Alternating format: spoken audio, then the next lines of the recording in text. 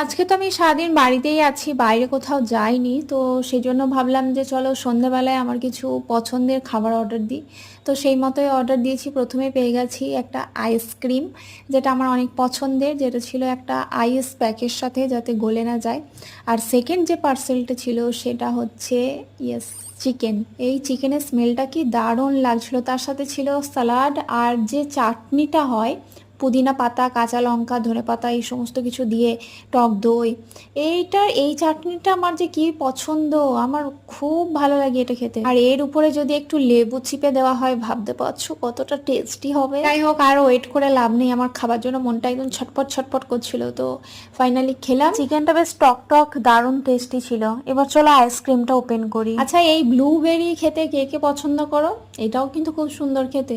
আর ice cream যে ফ্লেভারই হোক, আমার তো পছন্দই পছন্দ। দেখো, খেয়ে পুরো কৌটো একদম ফাঁকা।